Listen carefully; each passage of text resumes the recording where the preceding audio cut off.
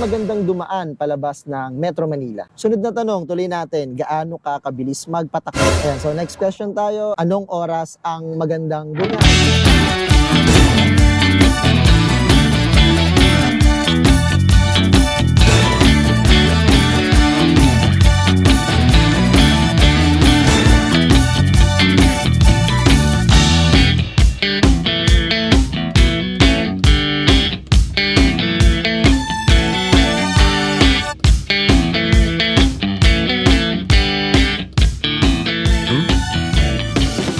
Welcome dito sa ating panibagong vlog at sa video na ito ay wala muna tayong magiging biyahe ngayon, so wala muna tayong long ride, pero ang pag-uusapan natin sa video na ito ay ilan sa mga katanungan sa naging biyahe ko Manila to Leyte. May mga nababasa ako sa comment section tungkol sa mga ilang impormasyon na maaaring tinatanong niyo dahil gusto rin ninyong bumiyahe Manila to Leyte or Manila to Mindanao. So kung kayo ay nagbabalak na bumiyahe Manila to Leyte tulad ng aking ginawa o kahit naman hanggang Manila to Mindanao, so para sa inyo ang video na to dahil magbibigay ako ng ilan sa mga impormasyon na dapat nyong malaman sa aking naging biyahe. So siya nga pala, ako nga pala sa inyo nga, sa mga hindi pa nakasubscribe, ako ay mahilig bumiyahe, lalong-lalo na Manila to Leyte. At 7 beses na akong bumiyahe Manila to Leyte at syempre pabalik Leyte to Manila. At dahil 7 beses na akong bumiyahe Manila to Leyte at Leyte to Manila, nagkaroon ako ng iba't ibang mga karanasan o experience na gusto ko lamang ibahagi sa inyo at para sa mga baguhan pa lamang na babiyahe ay magkakaroon kayo ng idea at hindi kayo mangangapa sa kung ano-ano man yung mga naranasan ko sa aking naging biyahe. Bago tayo magsimula o bago natin ipagpatuloy itong video na ito ay gusto ko lamang i-shoutout yung ilan sa mga nag-comment doon sa naging video natin or naging vlog ko last time, Quezon City to Quezon Province, yung kahabaan ng Marilake Highway. Gusto ko lamang i-shoutout itong si Elmer Arojo 8884, Lods pa shoutout ng Haro Leyte. Gusto ko rin i-shoutout si Princess Yango, shoutout from Ginarona, Dagami, Leyte. Gusto ko rin i-shoutout si Jom Obejas, pa-shoutout po ako from Babatngon, Leyte. Shoutout din kay Narciso Papa Jr. 6558 watching from Tondo, Manila. Shoutout din kay Emilito Sablad from Pateros, Metro Manila. Kay Marshall Mendoza from Matnog, Sorsogon. Shoutout din kay Mangesto Official 3255. Shoutout kay Jenard Onerha 8005 from Surigao del Norte. Kay Dominador Gil Buena from Taguig City. Kay Jupiter Roja 751. Pa-shoutout po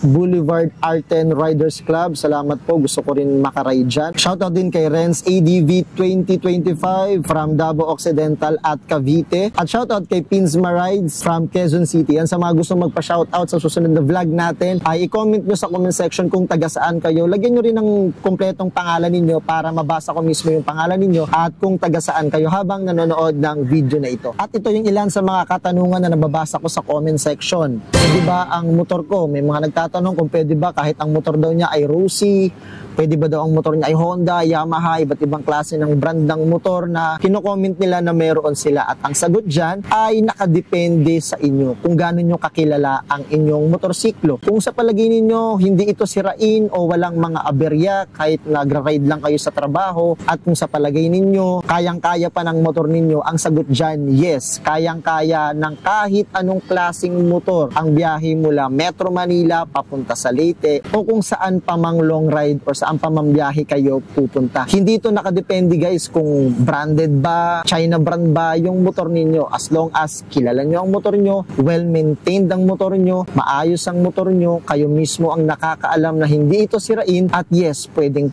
bumiyahe ang kahit anong motor ninyo Manila to Leyte. At ipagpatuloy natin ilan sa mga tanong. Nakakatakot ba na bumiyahe ng gabi? Ang sagot dyan ay hindi. Sa 7 beses ko na bumabiyahe Manila to Leyte, at yes, bumabiyahe ako ng gabi at so far wala namang delikadong nangyari sa akin sa gabi. Kaya naman ang masasagot ko sa tanong na nakakatakot ba bumiyahe ng gabi, ang sagot po ay hindi. Safe na safe pong bumiyahe sa gabi. Sa Bicol man o kahit sa Samar man, pero syempre iba yung pag-iingat pa rin yung gagawin natin kahit tayo ay bumabiyahe ng gabi. Hindi ako naniniwala na may mga NPA daw na nangharang dahil okay naman yung mga naging karanasan ko batay sa aking naging biyahe. Kaya safe na safe bumiyahe ng gabi. Late night man, madaling araw man o hating gabi man, walang naging problema sa naging biyahe ko. Kaya huwag kayong matakot na bumiyahe sa gabi. Sunod na tanong, saan magandang dumaan palabas ng Metro Manila? So base sa karanasan ko, merong 2 way palabas ng Metro Manila. Una dyan ay dito sa may bandang Alabang. Yan, sa service road ng expressway o XLEX, merong daan dyan palabas ng Metro Manila papuntang Calamba. yan, sa Laguna. At kapag kayo ay dadaan dito sa may Alabang, ang oras ng pagdaan nyo dapat dyan ay mga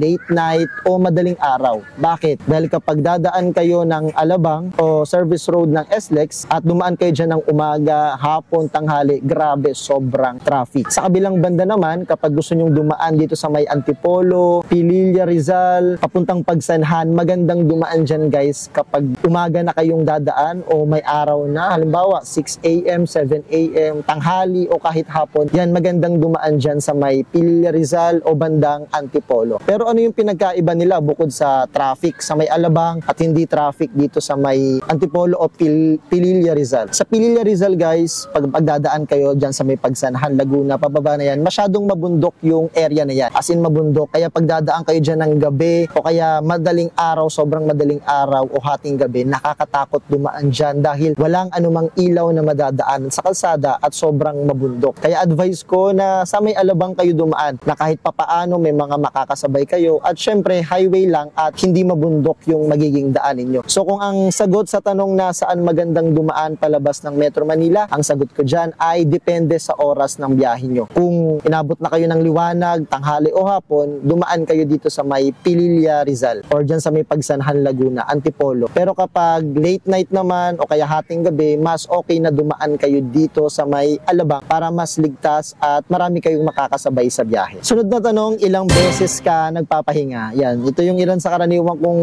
nababasa. Ilang beses daw ako nagpapahinga sa biyahe? Ang sagot po rito ay depende sa kondisyon ng inyong katawan. Kung nararamdaman ninyo na pagod kayo sa biyahe, naiinitan, na uuhaw o kailangan yung magpahinga, siguraduhin po na kailangan meron tayong pahinga. Dahil ang pinakamahalagang sandata natin sa biyahe ay syempre ang pahinga. Dahil long ride ito, nagmomotor lang tayo, babad tayo sa araw, babad sa alikabok, babad sa pagod, syempre, importante na magpahinga. Kaya walang bilang ng pahinga. Kung kinakailangan ng maraming pahinga, syempre gawin natin yung maraming pahinga na dapat nating ibigay sa ating katawan. Sunod na tanong, tungkol pa rin sa pagpapahinga, saan pwede magpahinga? Yan, ilan sa mga pinagpapahingahan ko guys ay syempre sa 7-Eleven para bumili ng tubig, ganyan. Karaniwan sa mga lugar na pwede nating pagpahingahan ay syempre sa mga gasoline station. Dahil meron dyang mga tauhan ng gasolinahan, syempre meron tayong nakikita o visible na merong tao. So ayan, karaniwan nagpapahinga ako sa mga gasoline station kung saan ako nagpapagas or kung saan man ako mag-CCR. Sunod na tanong, tuloy natin, gaano ka kabilis magpatakbo? Ito, maraming curious dito kung gaano ako kabilis magpatakbo. At sa totoo lang, yung pagpapatakbo ko guys ay average speed ko 60 to 65 kilometers per hour. Yes, ganyan lang po ang pacing ng takbo ko. 60 kilometers, 65. Paminsan-minsan nag-80, 70 kilometers per hour. Pero hindi babad yun. Halimbawa lang, mga 10 seconds, 80 kilometers kung ibababad yung motor. And then, ibababa ko naman to 60 to 65. Hindi talaga ako nagpapabilis ng takbo dahil sinisigurado ko lang yung talagang safe ako sa magiging biyahe. At syempre, sa biyahe natin, nakamotor tayo, ine-enjoy natin yung paligid. Ine-enjoy natin dito yung mismong rides natin. Hindi tayo nagmamadali sa oras. As long as ligtas tayo, nag-e-enjoy tayo sa mga view. Para sa akin kasi, mas mag-e-enjoy ka sa view kapag mas mabagal yung takbo mo. Kung ang sagot sa tanong na gaano kabilis ako magpatakbo, 60 to 65 kilometers per hour lang yan guys. May mga nakikita ko sa video ko na alam ko nagna 90 kilometers ako pero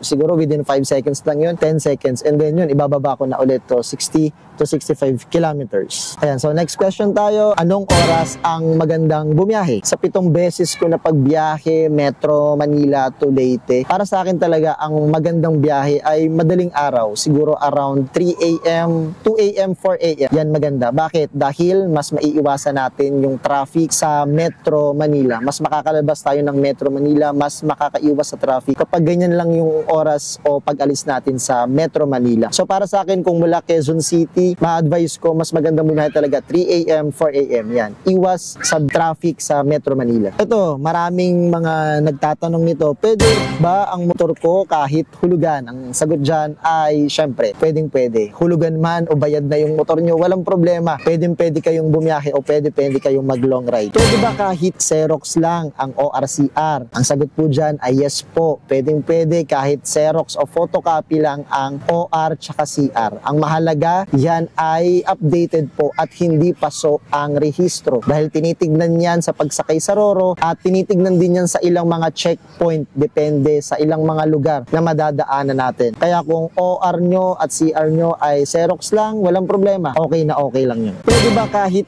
hindi nakapangalan sa akin ng motor? Ang sagot dyan ay yes. Kahit hindi nakapangalan sa inyo ang motor guys, nakapangalan sa kapatid nyo, nakapangalan sa tatay nyo, sa tropa nyo, okay na okay lang as long as updated at registered ang inyong motor. Kahit hindi nakapangalan sa inyo, walang problema yon. Itong next question natin ay para sa mga baguhan na nagmamotor or baguhan na mag-long ride. Ano pong magandang gamitin na mapa? Waze ba o Google Map? Ayan, sa mga unang biyahe ko, una, ikalawa, ikatlong biyahe, ang ginagamit ko talaga guys ay Google Map. Para sa akin, mas accurate ang Google Map. Kung galing kayo ng Metro Manila o ng Northern Luzon, iset lang ninyo ito sa motorcycle or two wheels para hindi kayo mapadaan sa expressway. So para sa akin, base sa experience ko, mas okay ang Google Map. Itong next question natin ay magkano ba ang pamasahe sa Roro patawid ng Matnog to Samar? Sa pagtawid ng barko guys ay merong tatlong shipping lines ang pwede nyong pagpilian. Montenegro Shipping Line, Santa Clara at Fastcat. Ang pinakamura dyan ay ang Santa Clara. Around 800 pesos kasama yung isang driver at yung motor. Depende pa yan kung may angkas kayo. Ang sunod na pinakamahal ay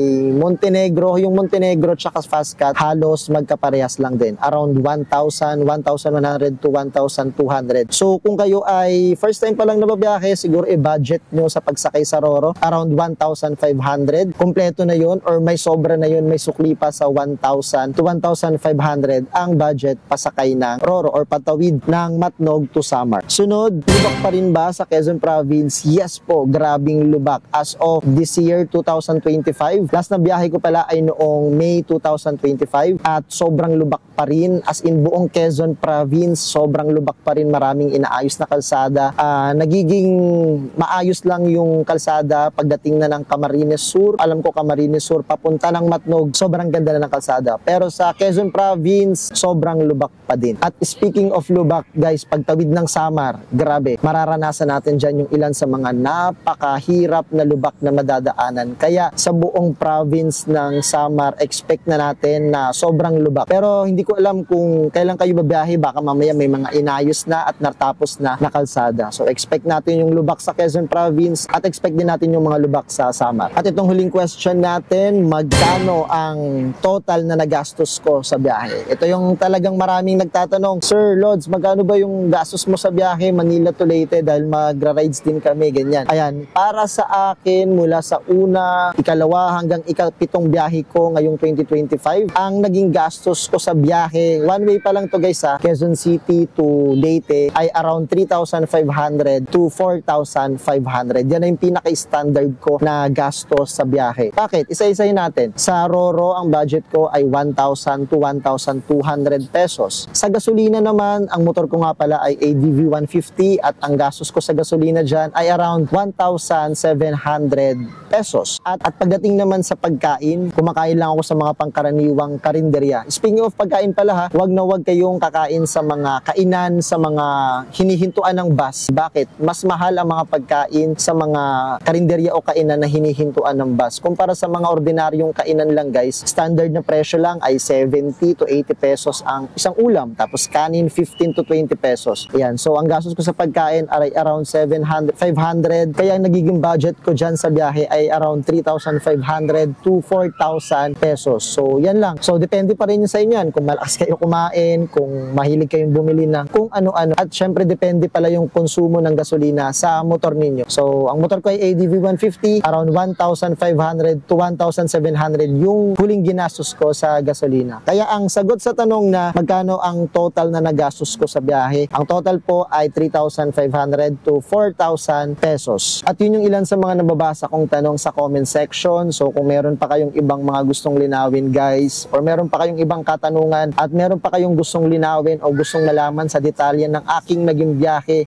syempre huwag niyong kalimutang mag-comment dyan, magtanong kayo. Hanggat maaari sinasagot ko yan upang syempre mas makatulong sa mga bago pa lang nababiyahe o bago pa lang nasusubok sa biyahe Manila to Leyte o kahit Manila to Mindanao. At kung nakatulong guys itong video na ito at kung nakapagbigay man ako ng ilang mga impormasyon, syempre huwag niyong kalimutang mag-like. Ipakilike naman ang video na ito. At kung hindi ka pa nakasubscribe, syempre pasubscribe naman sa aking YouTube channel. Please huwag niyo rin akong kalimutang i-follow sa Facebook. Inyongan din po yung aking Facebook page At sa TikTok, meron din po akong TikTok account, Inyongan din po. Yun po. At maraming salamat sa panonood pa rin ng video na ito. Samahan nyo po ako ngayon sa mga susunod pa. O samahan nyo ako sa mga susunod pa na magiging long ride ko. Panorte muna tayo. And then sa April 2026 next year, yun po yung aking next ride, Manila to Leyte. At yun, palike ng video na to, mag-comment kung may tanong pa, i-subscribe kung di pa nakasubscribe. Maraming salamat. Hanggang sa susunod na video natin, guys. Hanggang sa muli, paalam. At dahil umabot ka sa part ng video na to,